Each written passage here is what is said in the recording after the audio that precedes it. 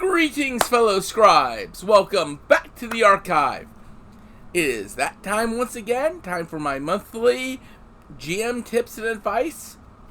And this month I am dealing with Mage the Ascension. Mage the Ascension is one of White Wolf's storytelling games, and it was renowned for its flexible magic system. This ends up being one of the areas where many novice GMs to the system end up stumbling. So, my advice this month is actually going to mostly focus on learning to adapt with whatever the players throw at you from the infinitely adaptable magic system. So, sit back, relax, and enjoy as we talk about Magick in Mage the Ascension. Before I begin, let me just say, if you like this video, please click like and subscribe down below. Leave me comments, follow me on Twitter, tell me what you like, what you didn't like, what you'd like to hear me talk about more of in the future. Always looking for ways to help improve the channel. Follow me on Patreon, link in the description. Any extra support helps get me in books so I can keep the channel going. With that said, let's just get right on into this, shall we? So, one of the first rules with Magick and Mage the Ascension is there is more than one way to do anything. One of the classic examples is most people, you can do telepathy with Mind 3. However, there's other ways to do that. To do the similar effect. You also have to use Mind Magic, but not as high. You can do it with Life 1, Forces 2, Mind 1. What's that you say? How? Life 1 is processing the neurons in the brain, sensing how they work and all that. Mind 1 is to act as a translator, thus, translating the two-way back and forth. The forces is you are manipulating the electrical discharges in the brain, the arcs of electricity. A force that's already there, so you're manipulating a force that's existing, to send thoughts forcefully into their brain. Now, of course, there's greater risk in a botch on this than just paradox, but this is an alternate way one could do telepathy. That's one thing you have to always think about with Mage. That nothing has only one way. And a creative player can come up with multiple ways within their paradigm to do the same effect.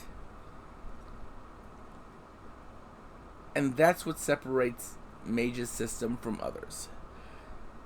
So, knowing this, knowing that every effect, there's more than one way to do it. How do you approach that as a GM? Well, the first rule, be flexible. If a player comes up to you saying, hey, I want to do this thing that's normally done this way, but I want to use this sphere, this sphere, this sphere, and this sphere, have them explain how they're arguing it. How they're working it. Not just within their paradigm, but within how the spheres work. And remember that once they do it that way, that opens it up for them to do it that way again and again, multiple times. Because that way has become part of their magical practice. their methods of doing magic. Alright? Now, how do you make sure that they are, sticking within what's possible with a sphere at the levels that they're working at? Well, sad to say, the only way to do this is do your homework. Gain an intuitive understanding of what can be done at each level of a sphere. Because, the first levels are mostly sensing, but there are other things you can do. Like Mind 1 lets you multitask. Do 2 mental tasks at once. And then there's a lot you can do with Correspondence 1, which, yes, you're just sensing space. You are accurately sensing space all around you. So, Correspondence 1, yes, you can use it to see in the dark or, see through fog or things like that. You can also use it for pinpoint accurate targeting. Use it to improve using a gun or a bow or anything projectile related. You can use it to get an accurate sense of distance, pinpoint accurate, so you would know exactly how far you would need to jump that chasm or between those rooftops. Stuff like that. Correspondence 1, doesn't do a lot in it. Doesn't do a lot necessarily, but what it does, the one thing it does, you can do a lot with that information. Forces lets you sense electrical impulses, heat, the various primal forces of nature around you.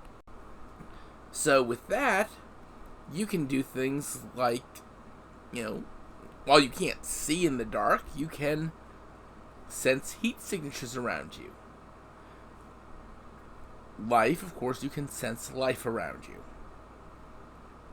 Which means you can tell if something's a mannequin or a person in disguise. Not just go, there's 5 people in the next room. And so on and so forth. All the spheres, that first thought, it only senses for the most part. But you can do a lot with that information. Also, please remember, correspondence links well with any of these. Like in the life example, life 1, correspondence 1. Life 1, there's roughly 5 people over that way. Life 1 and correspondence 1, you would know there's 5 people, they're exactly this far away, etc., etc.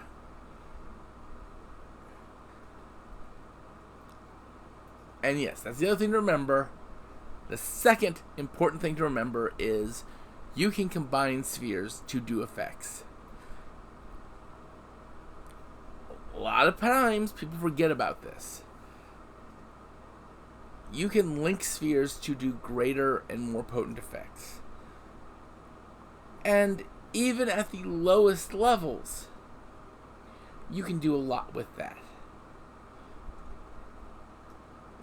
Knowing how many thinking minds there are in a certain distance, knowing how many living beings there are, knowing how many active magical sources there are, all that's a big deal, even for a low-level mage. And that's where I'm going to come into the third bit of GM advice. For a starting GM, this is your first time running Mage the Ascension, start low. Start with an actual cap of no boosting Arete and no spheres above 1, which of course is automatically what they can't boost Arete. And that serves a couple purposes for a new player and a new GM. First, it means it forces everyone to master that first dot of the spheres first, to understand what they can do at the first level. Second, both for a new GM and for new players, it lets you deal with what I consider the single most important event for a mage: their first seeking, without it having to be background material. Because that first seeking, that first confrontation with their guardian, the first time they advance their Arete, the first time they expand their consciousness of what they can do with magic, that is a big deal. That is one of the foundational blocks of what they will become. The test, the challenge that they face then is going to constantly be something that they remember. And generally speaking, this first test is the hardest.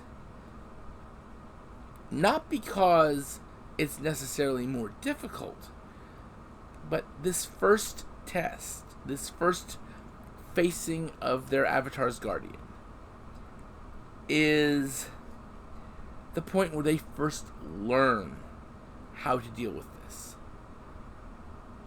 And they don't know what to expect. After that, they will have an idea, an expectation. But this first time, they're learning, they're experiencing it. And you, as a GM, especially a new GM, going through this with the player, helps you first develop your skills with the setting and the system, but also helps you see firsthand where the player's wanting to go, where the player's aiming for. And it gives you experience in curating that, shaping that slightly. Because remember, what the PC wants and what their avatar wants are not necessarily the same thing. And this will give you that first experience in showing a player that they don't always match. But from there, you get all sorts of possibilities opening up. Because what you've done by starting with a low-level Arete 1, Spheres 1 campaign is you've set up a way that, oh, this person has raised their Arete to 2. And now they are raising one of their spheres to 2. Which sphere is it? Now I get to master understanding that sphere at level 2. The player gets to understand that sphere at level 2. The other players who have done similar, we're working in a slow progression, learning what can be done with the spheres, mastering the intuitive understanding at a measured pace. Because pacing for Mage is another big deal. You don't want someone rushing up to Arete 5 and massive magical power starting off.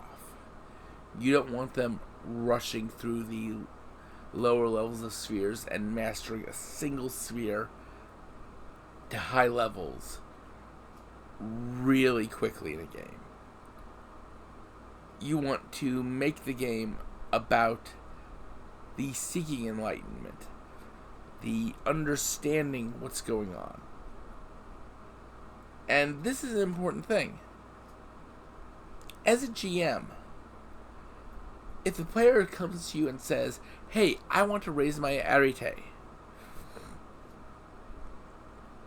you have a right to say no, because you have not pushed yourself to the point where you would go through a seeking. You have to look at what not just the player does, but what their character does. Are they pushing their magical envelope? Are they constantly butting up against the limits of what the spheres can do? Then maybe they could justify it. But if they're like, yep, I just hit Arete 2, I've banked some XP, yep, let me go up to Arete 3. And they've not done anything. They've not improved a sphere. They've not done any delving into the mysteries of Magick, or even dealt with the limits or constraints of their own practice, their own paradigm. Well, they're not really ready yet, are they? Because the increase of Arete is an increase in enlightenment, an increase in a fundamental understanding on a deeper level of how magic works. And if they're not improving, if they're not pushing, if they're not challenging their preconceptions, they're not finding greater enlightenment. So, these are just some of the basic tips and basic philosophies I use whenever I GM Mage. I hope that these will help you in your games. And with all that said, I will see you with my GMing video for next month. Until then, and until my regularly scheduled weekly videos, have fun and keep gaming.